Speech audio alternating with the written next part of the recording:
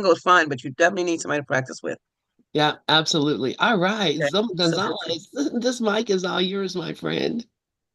it's a thankful Thursday. A thankful Thursday. I have just been enjoying listening to Lori and Dove and Sharon before me, and Dove asked if anybody had anything to say about Happy, and I thought, what's his doggy's name? And my doggy's lovable, and the reason why we can be happy is because we're lovable. We are loved, we are loved, and we are lovable. And so there you go. There you go. You want a reason to be happy? Just remember who you are.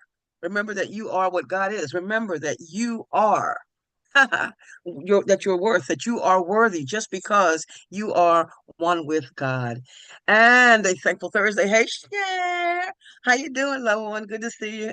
Good to see you. And Lori, Glory, and Sharon, Dove, Lynn, and Wendy. Hi, Good morning, Wendy. Zulma, and Um, everyone. glad to, I'm glad to see you. Glad to see you here. Glad to see you here, Gloria. Um, so it's a wonderful day. It's always just a wonderful day. It's because there's only one day. There is no time. There is no time. And I'm glad to be able to know that. I'm glad to know that. So I we're want going to to say get one. Can I say one thing? you can say anything you want to. Go ahead. I thank you so much for using the word lovable, which I think is the name of your dog, because Dove, Dove has gone through his life thinking that I'm not lovable, and happy and lovable go together like a horse and carriage. Absolutely. We are lovable. We And, are and lovable. and that and that's the message that Ken Wapnick wanted everyone to know. You are the love of God. Yes. That's the purpose for doing the Course of Miracles. Yes. Yes, thank you for that, Dove. And a lovable, if you had only known from the day I met you. Well, no, not the day. When you started asking me to teach, I wasn't feeling you. I'm like, no, I don't know about this man. And then the more I realized, I love this man. Thank you, God, for David Fishman. Thank you, thank you, thank you. And I was just looking at I have this what do you call it? A digital photo frame. So pictures are constantly, they're constantly going. And one of the photographs that I have there, Dove, is that one of you and me, and you and me too, Lynn. But it's there, so I get to see it, and I'm smiling all the time. I'm smiling. I use I'm using what helps me feel good in form, and I appreciate that. I appreciate that. So yeah, absolutely lovable. You are lovable because you are love. And the course says that you and to remember that that is exactly what we are. We are love, and we have to be love because if we are what God is and God is love, then there we go. Well, there we go. The perfect you, the perfect me, the perfect God, the perfect love casts out fear. And the more you think about, the more I think about it, the more I want to smile, the more I want to laugh, the more I want to laugh. And I was thinking about you talking about Good Friday, and I'm like, what's so good about it, man? People running around getting killed every day tends to be one of those. But the fact that they call it Good Friday is one of the few times when you said Black Friday, though, made me think um, Black Friday, the day after Thanksgiving, is one of the few days that they put the word black first. It's something good. But to call Good Friday what it is, like, I don't know what's so good about it. And I got an invitation. I received an invitation. I got a phone call, random phone call from someone from a Kingdom Hall inviting me to a memorial service for Christ's death. I'm quoting here. Memorial service for Christ's death. I had never heard of that. And it aroused my curiosity. Love my accepting divine healing daily brain. It aroused my curiosity. So I posted it, I posted, the question and what it was, and if anybody wanted to go with me. And I received a response from someone who used to study as a Jehovah's Witness, and then I went online to find out a memorial service, and basically it's just a reminder. It's a reminder of the reason why Jesus's body uh, went through what it went through in terms of the physical death. And um, fascinated. I was fascinated. And yeah, and see, and as Dove just wrote, Christ's death, that those Christ is not, first of all, Christ wasn't Jesus' last name. Let's go there. We refer to him as Jesus the Christ. In the metaphysical teachings, Jesus the Christ. But Christ is your last name and my last name. When we are remembering to remember it, we are the Christ. That Christ consciousness that we talk about in the metaphysical teachings, it's Christ consciousness. It's recognizing what they say, namaste, that we are one with the one, and we are all one in one another. We are one in one another because we are all in God. And if we're all in God, and we're all in God, then we are all it. We have no choice but to be it. We can't be anything but it. In the Bible, it's written, and that God, we were created in the image and likeness of God, which means that we were created like God. Ah, so we are all it. Um, if we want to use Christ as a last name, quote quote, then everybody's last name is Christ. I prefer source, God's source, Zulma's source, Dove's source, Lynn's source, Lori's source, Wendy's source, Claire's source, Sharon's source, Glorian's source, and everybody's last name is source or God or whatever. But the fact is, it's all one. Or maybe we should all change our last name to one. Just one. That avoids all the confusion. Okay, okay. So, right there. Same thing on the screen, coming off the screen. Um, we are studying A Course in Miracles meets Science of Mind and Other Metaphysical Teachings. Lots. Oh, that says April 3rd, doesn't it? But it's okay. We know it's not. Um, Today is the 10th of April of 2025. My God, this year is moving, just moving right along. And and I don't really focus on that unless I have something to do. Time, it just keeps on going, just keeps on going. Um, People who are diagnosed, people who have whose bodies, whose brains experience ADHD, have what's called, a lot of them have what's called time blindness, which basically is, oh, there's always more time.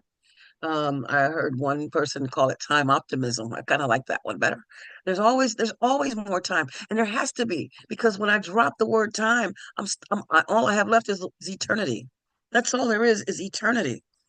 That's all there is eternity. Anyway, we are to train our daily. Ernest Holmes teaches that we are to train. We should daily train our thoughts to recognize the spirit in everything we do, say, or think. Everything. Train our thought to recognize the spirit. Train our thought to recognize the spirit. Train our thought to recognize the spirit. Because this is a course in mind training. The course reminds us that all learning involves attention and study at some level. An untrained mind can accomplish nothing. So we are to train our thought to recognize the spirit in everything. Train our thought to recognize the spirit in everything, because to learn how to think is to learn how to live. We naturally become master over all life when we can understand and master the process of thinking. And that's a quote by Christian Larson. Before I go any further, I do want to say, Grand Rising and a thankful Thursday to Katia Thompson. I mentioned her last week. Katia Thompson is one of the practitioners at the Center of Peace, along with me, and a very loyal and dedicated and devoted woman who makes it a point to be here every Thursday. And she's the only one. She's here when I'm not. She's come in and, when I haven't been here, she's tuned in and found out that I wasn't here that day. So I appreciate that, Katia, if you're listening, and I'm pretty sure you are. Hey, hi. And thank you. And thank you for you. I appreciate that. All right. So we naturally become master over all life when we can understand and master the process of thinking. When we decide to let go of everything that we think we are, and I'm going to talk about that a little bit. And just remember what we actually are. That remember that we are source. I heard someone say that we're not simply drops of water in the ocean. We are actually the ocean. in a drop. We are the ocean. We are in God. We are in life. We are in truth. We are it, in it, as it, expressing it in our own unique way. My unique way is called Zulma, but in our own unique way. And because of the uniqueness, it leaves no place for judgment, because how can I tell you how to be you? My role is to be me. And I can't tell you how to be you if I'm spending my time being me. Anyway, the uniqueness of it all makes it interesting. Makes it interesting. Gives us different thoughts and opinions and all that good stuff. Okay. And I'm reminded from the course, one of my favorite passages from the course, every response you make is determined by what you think you are, and what you want to be is what you think you are. Every response I make is determined by what I think I am. I think I'm organized. I think I'm a worker. I think I'm a Course in Miracles student and teacher. I think I am a religious science practitioner, practitioner of science, religious science. I think I am friend. I think I am, well, I think I'm Lovable's mother feeder. And, for those of you who don't know, I say mother feeder. I am his MFer. I am his mother feeder, because he can love me to pieces unless I don't feed him. And he'll love you to pieces if you feed him. Anyway, what I think, what I want to be is what I think I am. And the reason why that is because thought is in charge of it all. So whatever I'm thinking, if I'm thinking, oh, I'm healthy. I am healthy. If I'm thinking along those lines, I think I want to be healthy. No, if I'm thinking about health, I'm thinking about that now. So I am that now. It's always now. It's always now. It's not the future. It's not, we call it tomorrow. We call it later. We call it all that, but it's always now. So what I want to be is what I think I am. So then what I want to be must determine every response I make. So if I want it now, then now is the time. Of course, I asked the question, why, what is it? Be Don't be content with future happiness, because we have need for that now. What good does it profit, life in a prisoner's clothes? Waiting until, what is it? Wait until after I die. I knew someone like that, a fundamental Christian gentleman who, and I've mentioned him before. He used to say, I just don't want to go to hell. He was living in hell because he was spending every moment, the responses he was making were based on not going to hell. That was hell. Anyway, Michael Bernard Beckwith reminds us that you are the life of God fulfilling itself. If every response I make is determined by what I think I am, and I recognize and remember and engage with, I am the life of God fulfilling itself, whew, that there's no room for, oh my God, there's no room for all the misery. There's no room for worrying about what happened yesterday, because there is no yesterday, there's only now. There's no room for worrying about what's going to happen tomorrow. There's no room, there is no tomorrow. It's only now. If I'm recognizing that I am the life of God fulfilling itself, ooh, that has a big oomph to it to me. And the course reminds us over and over again that we are what God is. I call on God's name, I'm calling my own. I am the life of God. I am God expressing. I the hands and feet and all that of God. Dr. Ernest Holmes said that it's the it's the manifest body of God. It's all God. It's all God. So we can talk about things that aren't real. We talk about the temporary, but but in the moment, it's now. It's now. It's here now. So for now, in this moment, it's real to me. May not be real to you. Lovable is real to me. Lovable is real to happy is real to Dove.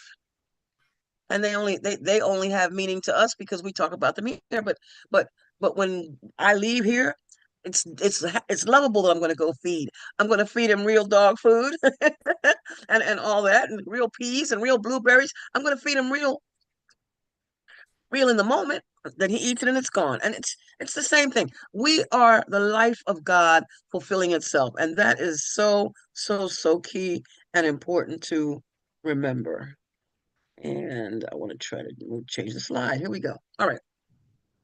So Doug mentioned it earlier about, well, I will go here. But there is no yesterday. There is no time. So everything is now. Everything is now. There is no time. And Thomas Troward wrote that principle is not bound by precedent.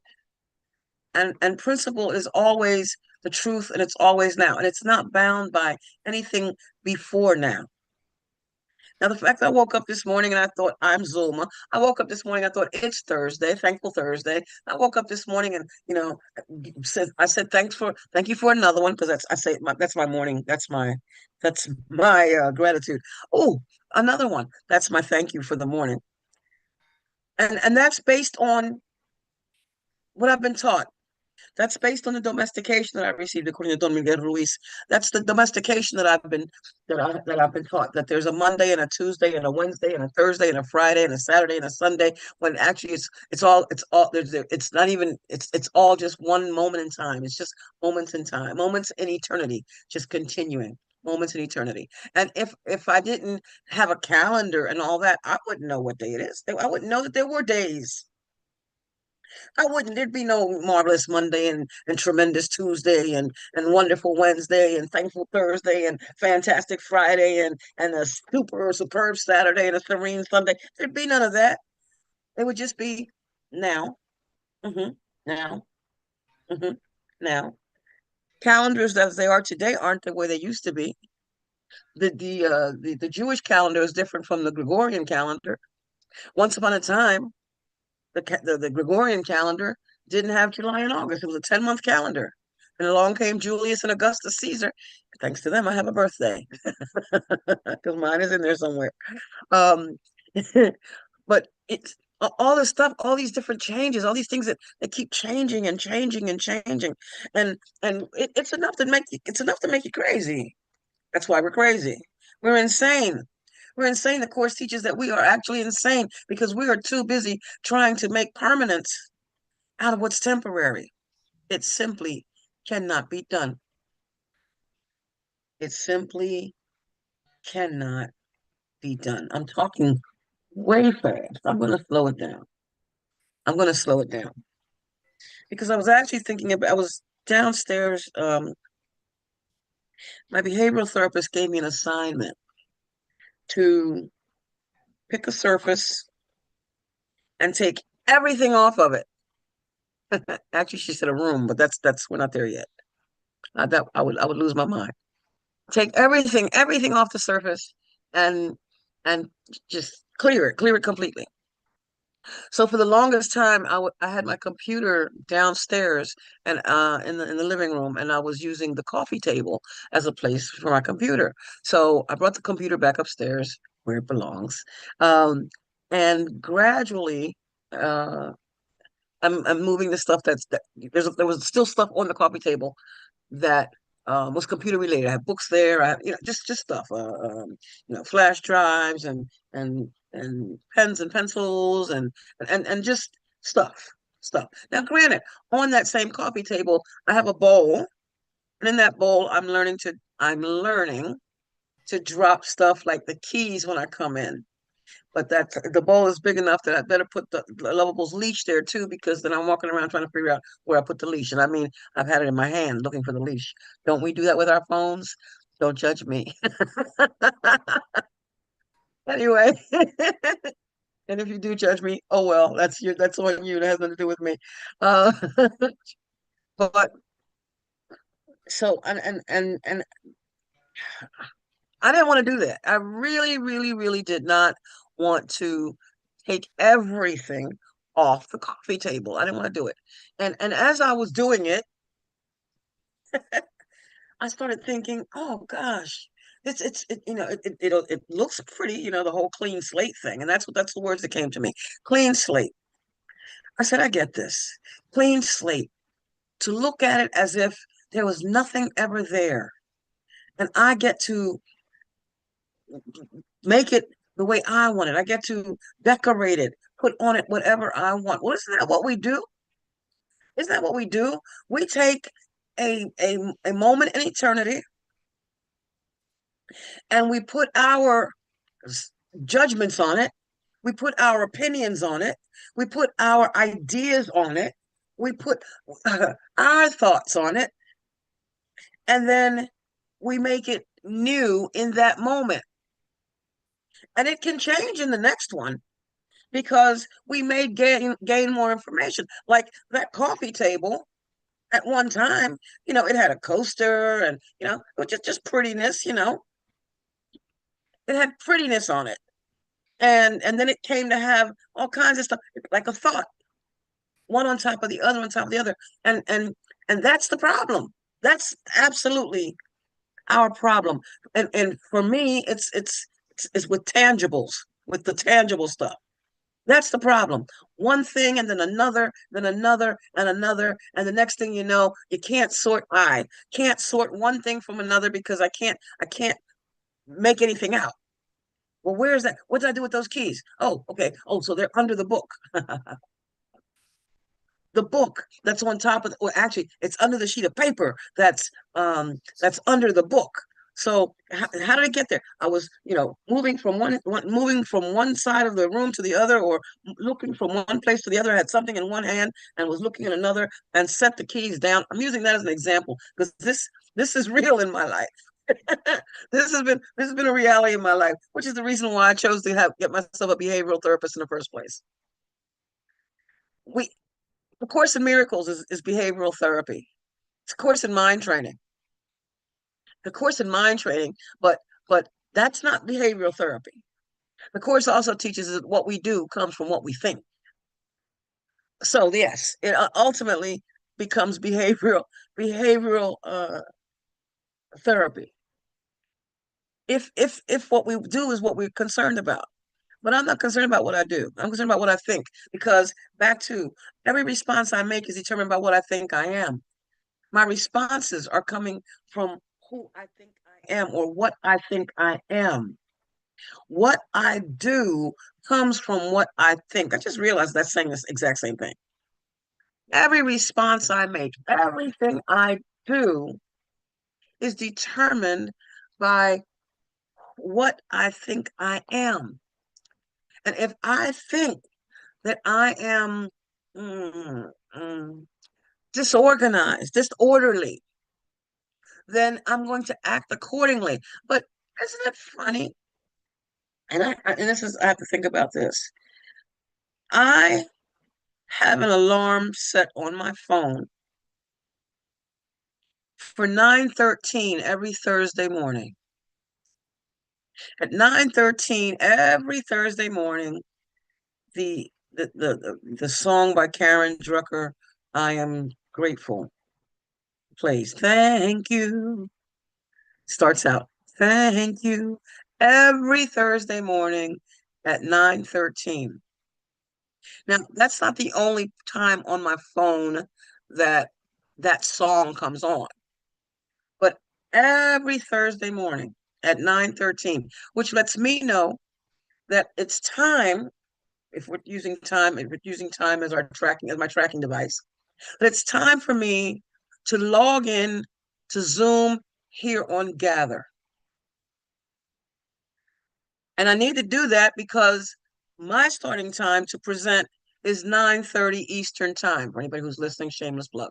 9:30 Eastern time, Thursday. And in order for me to be here on time, I need to set the alarm for X amount of minutes sooner. In this case, 17 minutes sooner. It gives me time to, bio break, or to get some water, or, to finish, whatever, put something on, whatever it is. look at the slides if I have any, and all that review time.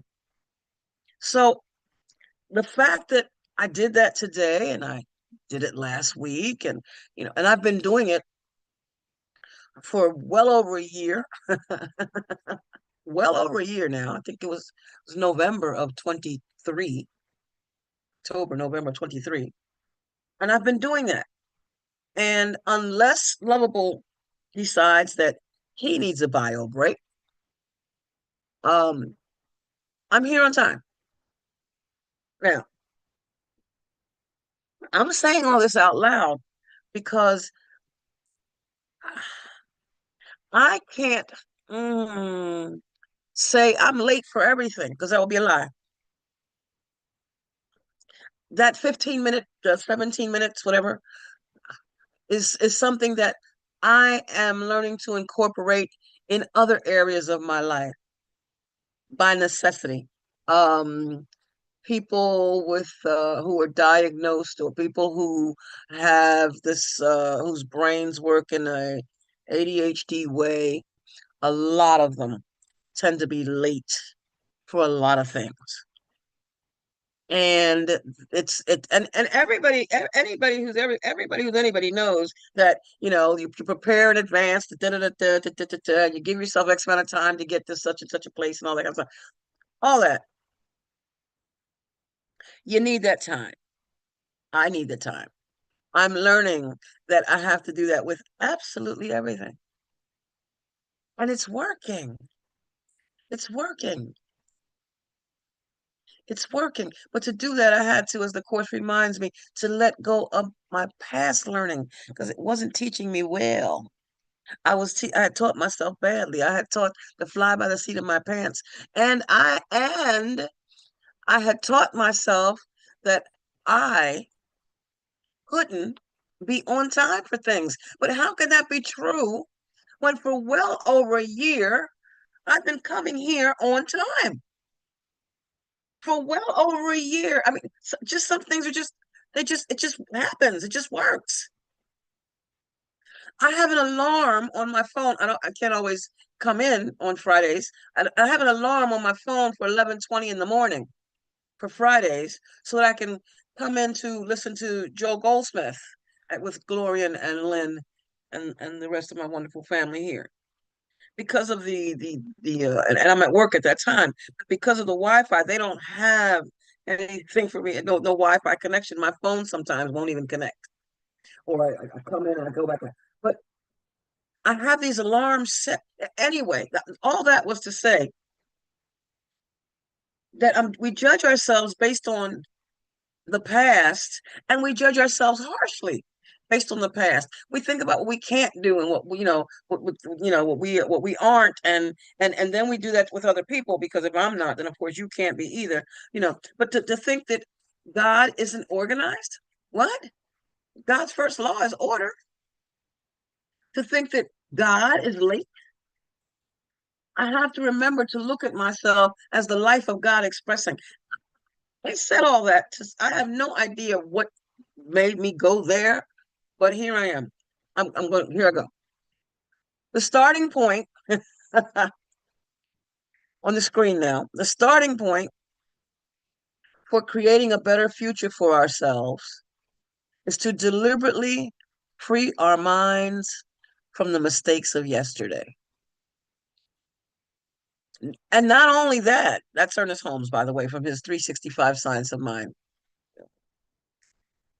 But not only that, if I want to create a better future for myself, I have to deliberately free my mind from all mistakes of yesterday, not only mine, the things I'm calling mistakes, but those I'm calling yours. It's written in the Bible that all have come short. We all come short.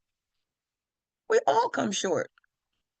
Who can say that they have been every thought that they've ever thought was uh, right on target? Yay, I'm right again. And I don't mean right in terms of spirit. I mean right in terms of form.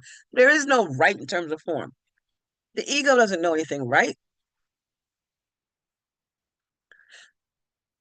So we're asked, The Course asks us to let go all your past learning. This is a clean slate. Oh, that's what this all was all about. I was talking about the coffee table. See how that brain works? Don't you love it? But I'm back. I'm back. Uh, Coffee table, clean slate, starting fresh, starting anew. Mary Morrissey says that midnight begins a brand new baby day. It's a brand new baby day. It's a new day. Oh, it's a song. It's a new day. It's a new life. And I'm feeling good.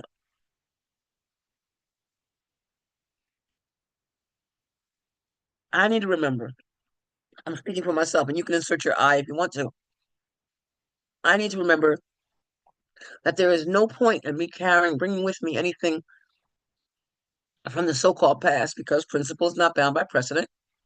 But in truth, there is no past, only my thoughts of it. Those were illusions and fantasies and memories. Some are great and some are not. And those that aren't are causing me pain. So the Course says, remember nothing that you taught yourself. And the question asks, who would keep a senseless lesson in his mind when he can learn and can preserve a better one? Why do I need to keep all that stuff on the coffee table? Why do I need to keep those books, the Course and my gifts from a Course and um, Dove's Oneness book? Why do I need to keep them on the coffee table when the computer's not there anymore? When I go to reference them, I need them right here in front of me in this room. Why keep a senseless lesson in my mind when I can learn and preserve a better one? I can reach for the book if I have it here. Clean slate.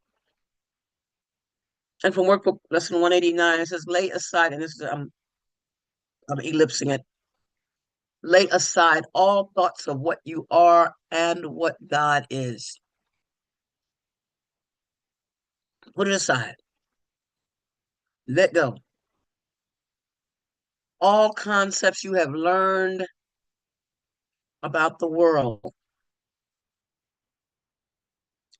all images you hold about yourself. Okay, there's a lot of stuff here. We're talking about everything. You mean to tell me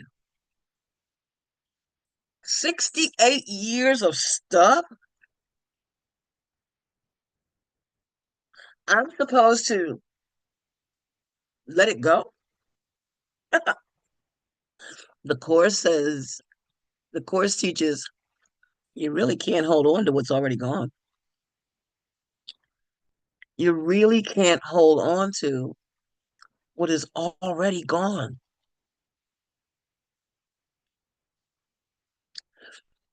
So what am I really holding on to?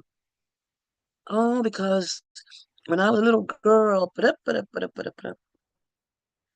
oh, because when I was a teenager, oh, because that teacher said that I wasn't, oh, because Daddy wasn't home. He was a merchant marine. He was never home, so I didn't get to be around him a lot. Oh, because I put myself in an abusive relationship. Well, I didn't know it was an abusive relationship, but I was in a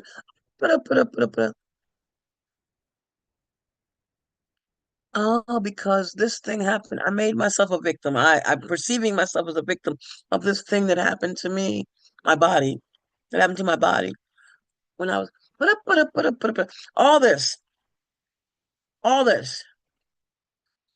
And from these things are these concepts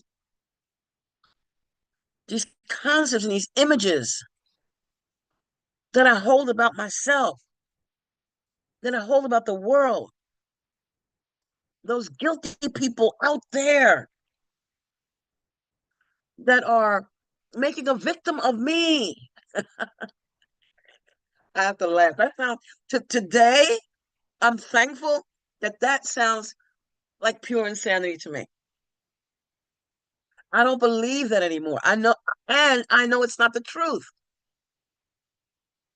Events occur, things come, things go. Oh, things are. Listen, you can turn the television on right now, and you can see how fast things are coming and going, and things are changing. And then this one's saying, and it's like we're playing a game. There's a game of chess being played, but after in the game of chess, you have to keep moving. You can pause, but you got to move. I get to watch the news 3 days a week now, and I just shake my head. And what's interesting about that is because it's only on 3 days a week, like the soap opera. Because now I actually watch General Hospital too, which is crazy. But anyway, but like the soap opera, if you keep watching it, you'll be able to figure out, or at least you think you can figure out something. However, you missed something. And because you missed that something, something changed. You're following along on the story, you're following along with the storyline, and and then something changed. I turned on the news yesterday and they said something about pause. Oh, a pause for some cause. But the day I didn't hear it the day before. So every day, which is why I have to remember it's just eternity happening. It's just eternity occurring. It's just existence existing. And there's no point in me holding on to what was said yesterday or what's being done, what has been done, because it's going to change. The skin on my body is not that whole baby soft thing that it's not. It doesn't have that smoothness that it had. I was going to say when I was a baby, but I just realized we're born wrinkly. We're born wrinkly. But you know what I mean? That every moment in form, things are going to change. And that's why we don't it's not in our best interest to hold on to these concepts that I've learned about the world, because the concepts change. I remember Mallow cups being a nickel, well, a dime, because they were two in a pack. I remember Mallow cups being 10 cents. And now you go in Five Below and you pay $2.50 for. I remember penny candy. You can't buy any candy for a penny today. But that's a concept. So if I want to ruminate on the past and how the good old days and all that kind of stuff, I'm just using that to make myself upset. And there are no small upsets. I don't care.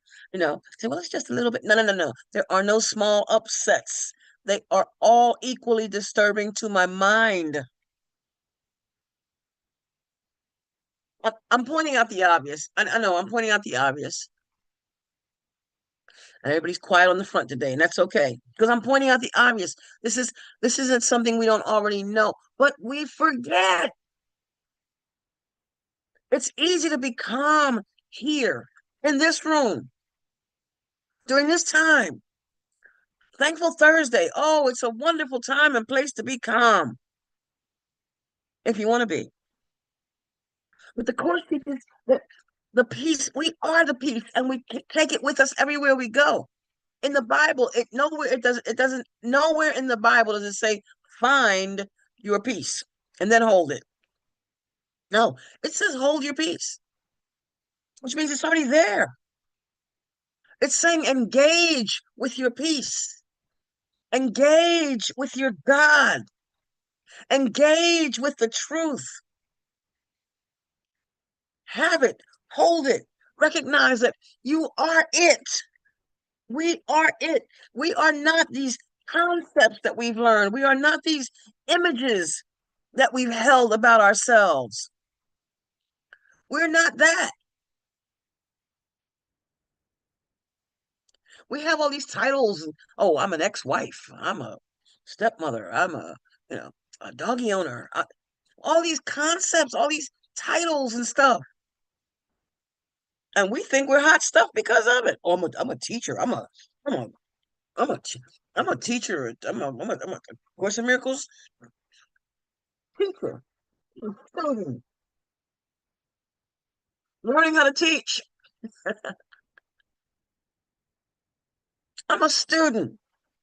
I'm an eternal student. Who am I to say, oh yeah, I got it. I got it. So, I don't have to. And the course does say, Doug was talking about earlier how he was so close the book already. And it's not from the point that if I keep reading this book, that I'm going to become enlightened, this book. Because if that was the case, we wouldn't own other books. We wouldn't listen to other video. We wouldn't listen to videos. We wouldn't listen to audios. We wouldn't listen to other teachers. We wouldn't do it. And even then, those other teachers, they too, if they're students of the course, have read that part that says, forget this. Empty your mind of everything. I'll continue here. Empty your mind of everything. Of every thought. We're talking about everything. Empty your mind of everything. Of every thought. All ideas. That's a lot of stuff. My God, 60, you're telling me that these 68 years, which is just another concept, that I'm a 68-year-old. Because people, if I were to walk up to people on the street, if I were to walk up to people and say, how old am I? They can't say, unless they, told them my birthday and all that. They can't say outright, oh, you're 68 years old. Some might say 68, some might say 60, some might say 75. I don't know. But what they're saying is based on what they think. Remember when we thought this age was old? Sometimes I still do. But it was based on my little girl perception that this age was old. Concepts. We're talking about a clean slate, letting it go, letting it go, letting it go. Empty your mind of everything, of every thought, all ideas. And here's that 3-word sentence, Dove. Hold on to nothing. Hold on to nothing. The behavioral therapist said, clear the whole surface, just take everything off of. And I'm telling you, it was not easy for me to do. Well, actually, the books, although they're organized because I have them in a thing, an organized thing. They're still there, and the big bowl is still there. Some of the things are in the bowl. There's still a couple things, but to my amazement, it was not. Well, no, I'm not going to say I was amazed, because when she first gave me that assignment, I remember taking an inhale.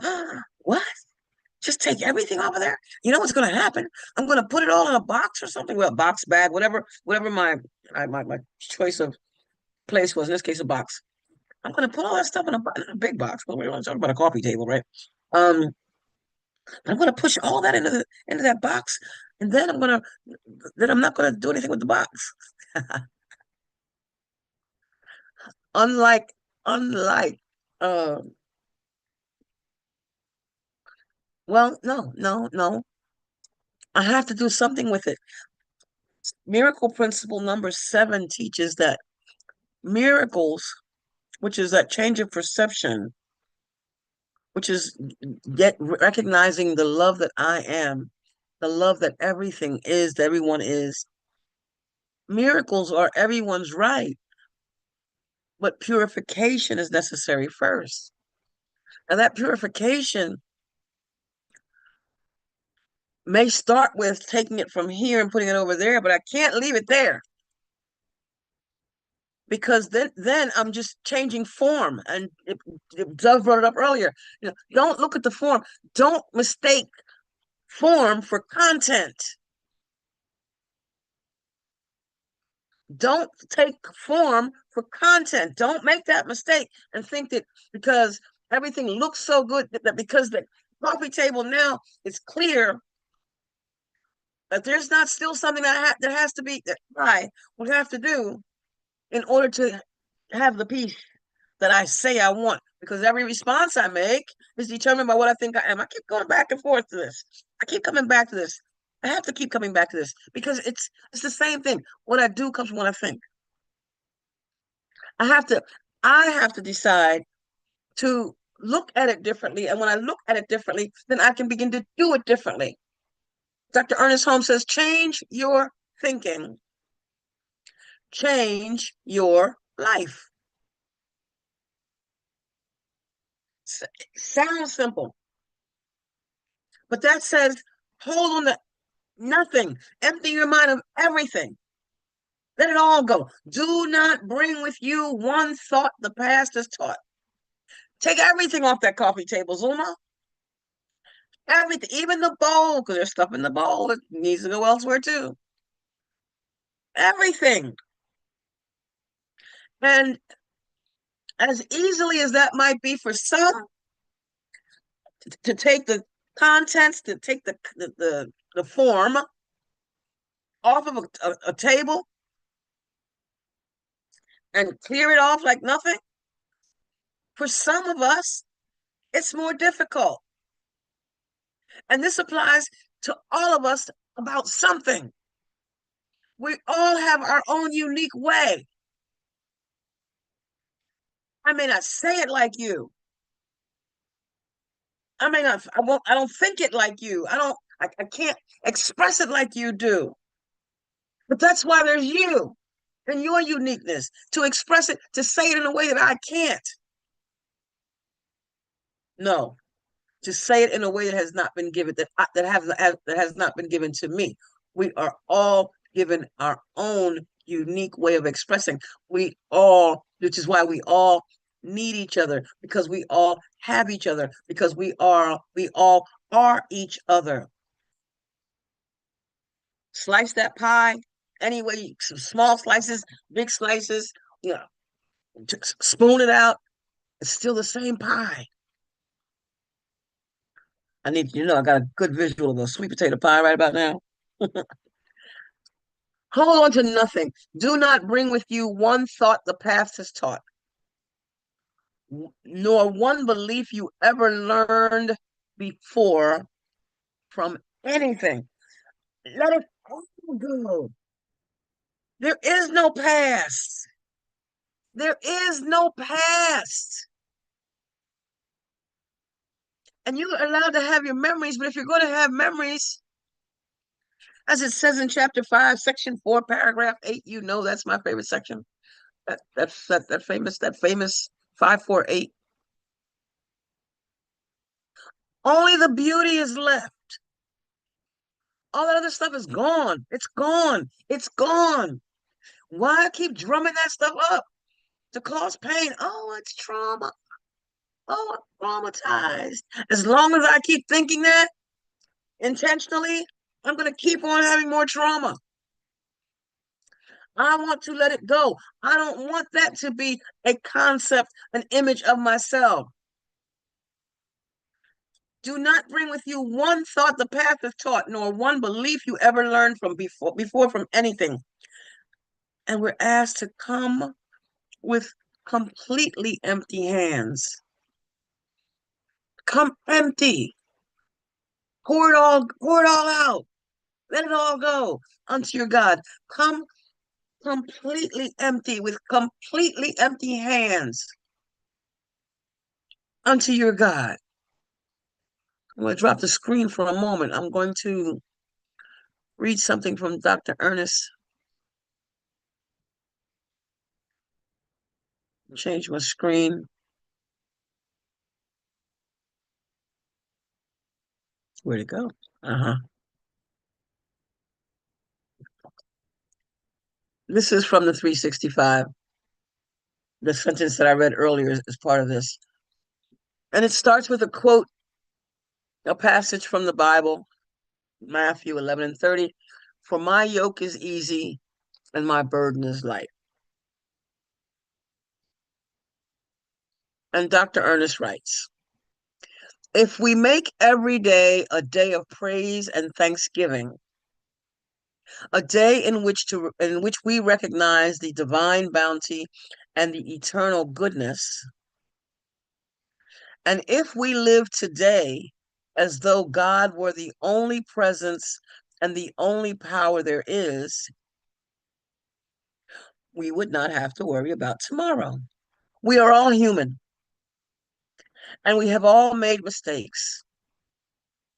The starting point for creating a better future for ourselves is to deliberately free our minds from the mistakes of yesterday and feel that they no longer, rather, and feel that they need no longer be held against us.